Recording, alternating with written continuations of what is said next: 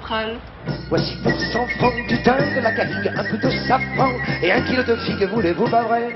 Un beau plateau de pêche bien d'abricot. Voici l'estragon et la belle échalote, le joli poisson de la Marie-Charlotte, voulez-vous pas vrai? Un bouquet de lavande ou bien quelques œillets. Madame, vous êtes à Marjolaine, pourquoi êtes-vous venue? Parce que tout ce qui touche l'écologie m'intéresse, alors j'ai voulu avoir une vue d'ensemble de ce qu'il y avait. Vous intéressez à l'écologie depuis longtemps? 5-6 ans. Vous achetez des herbes? J'en ramasse et j'en achète aussi. Mais c'est difficile d'en acheter. Monsieur Cossade, vous êtes herboriste? Oui, je suis herboriste à Saint-Rémy-de-Provence depuis 1945.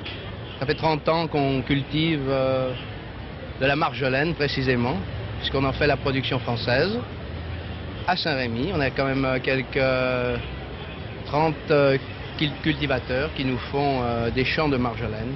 Donc pour vous, depuis 30 ans, le mieux vivre, c'est les herbes? Ah, certainement, oui. Parce que le mieux vivre, pour moi, c'est les alpilles, c'est le thym, le romarin, la sarriette.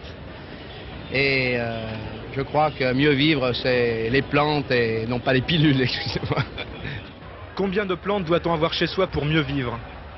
Je crois qu'on doit avoir environ, écoutez, je crois que les 6 plantes de base pour mieux vivre dans sa cuisine d'abord seraient le thym, le romarin, la marjolaine, la sarriette, un petit peu d'estragon, un petit peu de basilic pour la soupe au pistou par exemple, qu'on retrouve soit dans la cuisine ou en tisane, sont des plantes à la fois aromatiques et bénéfiques pour la santé. Voici pour 100 francs du thym, de la garrigue, un peu de safran et 1 kilo de figues, voulez-vous pas vrai? Un bon plateau de pêche bien d'abricot.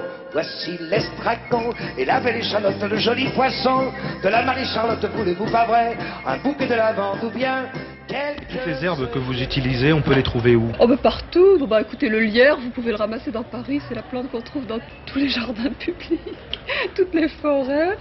Le buis, vous savez, quand on sort le dimanche à la campagne ou quand on est en vacances, l'été, on peut très bien ramasser ces herbes et les garder, les sécher pour l'année. Il suffit d'une journée à la campagne. Là, j'ai acheté du thym, du serpolet, de l'églantier, et là, je prends de la lavande. Et le serpolet, c'est pourquoi?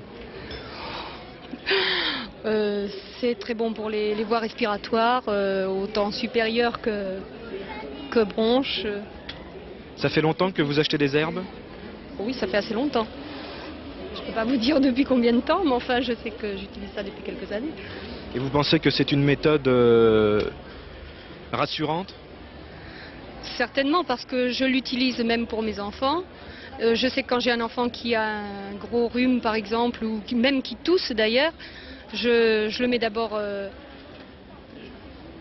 un peu à la diète, si vous voulez. Je l'alimente beaucoup moins et je lui fais boire énormément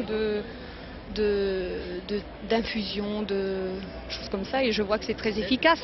J'ai un enfant de 3 ans qui n'a jamais pris d'antibiotiques, qui n'a jamais pris de médicaments et qui a pourtant eu des rhumes comme beaucoup d'autres enfants, mais je le soigne de cette façon-là. Les herbes pour vous remplacent les médicaments?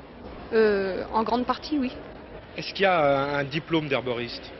Je crois que malheureusement aujourd'hui il n'y a plus de diplôme d'herboriste et on va essayer de ramener les jeunes à la profession pour qu'il y ait une continuation justement de l'herboristerie. Alla bella puccina! Dei bei vive! Alla bella puccina! Alla bella puccina! Finalement, il faudrait que tous les Français se transforment en petits artisans. Non, pas à ce point, simplement on pourrait retrouver le goût de faire de temps en temps quelque chose soi-même, et c'est pas, vous savez, c'est pas terrible, on y trouve une tellement grande joie que c'est presque une psychothérapie de faire des choses soi-même.